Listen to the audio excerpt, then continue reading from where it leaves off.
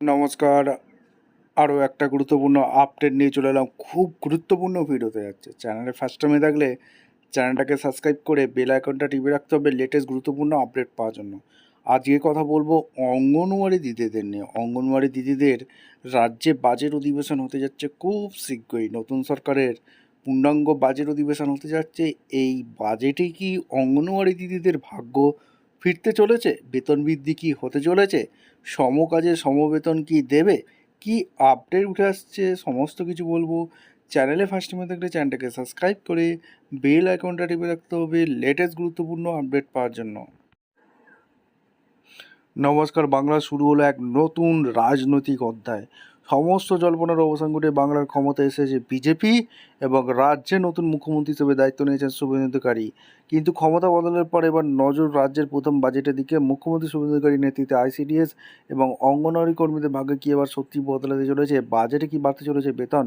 চলুন জেনে নিই এই ভিডিওতে। মুখ্যমন্ত্রী হিসেবে শপথ নেওয়ার পর শুভেন্দু অধিকারীর সামনে এখন সবচেয়ে বড় চ্যালেঞ্জ হলো রাজ্যের আর্থিক দশা ঠিক করা। যেহেতু নতুন সরকার দায়িত্ব নিয়েছে, তাই নিয়ম অনুযায়ী আগামী জুন বা জুলাই 2026 নাগাদ বিধানসভার পূর্ণাঙ্গ রাজ্য বাজেট পেশ করতে চলেছে এই নতুন সরকার। এই বাজেটই স্পষ্ট হবে নতুন মুখ্যমন্ত্রী বাংলার সাধারণ মানুষ ও সরকারি প্রকল্পের কর্মীদের জন্য কী বড় চমক নিয়ে আসছে। এবার আসা যায় সবচেয়ে চতুর্থ বিষয়, অঙ্গনওয়াড়ি কর্মী সহায়িকাদের ভাগ্য।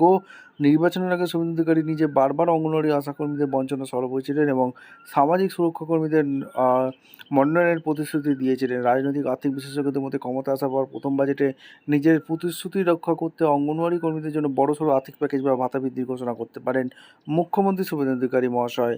গ্রামীণ স্তরে সরকারের ভিত মজবুত করতে এই পদক্ষেপ অত্যন্ত গুরুত্বপূর্ণ বলে মনে করা হচ্ছে। শুভেন্দু মহাশয় সরকারের প্রথম বাজেটে অঙ্গনওয়াড়ি কর্মীদের জন্য মূলত তিনটি বড় অফার মিলতে পারে। সম্মানজনক ভাতা বৃদ্ধি, বর্তমান মাসিক সম্মানী বা ভাতার পরিমাণ এক থেকে উল্লেখযোগ্য বাড়ানো হতে পারে। অবসরকালীন এককালীন সুবিধা, অবসরের পর এককালীন আর্থিক সহায়তা, রিটায়ারমেন্ট বেনিফিট পরিমাণ বৃদ্ধি হতে পারে। ক্যাশলেস স্বাস্থ্য বিমা কর্মীদের তাদের পরিবারের জন্য কেন্দ্রীয় আয়ুষ্মান ভারত বা সমমানে ক্যাশলেস স্বাস্থ্য সুরক্ষা সুবিধা।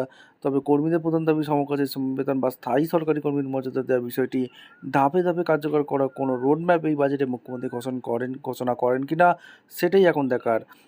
এক নতুন মুখ্যমন্ত্রী এবং এক নতুন সরকারের হাতে ধরে বাংলার লক্ষ লক্ষ অঙ্গনওয়াড়ি বোনেরা এক নতুন ভরের অপেক্ষা রয়েছে। শুভেন্দু অধিকারী প্রথম বাজেট কি তাদের মুখে হাসি ফোটাবে? আপনাদের কী মনে হয় কমেন্ট করে অবশ্যই জানান। এই ধরনের সমস্ত ব্রেকিং আপডেট, রাজনৈতিক বিশ্লেষণ সবার আগে পেতে আমাদের পেজটি এবং চ্যানেলটি সাবস্ক্রাইব করে বেল আইকনটা টিপে রাখুন। ধন্যবাদ।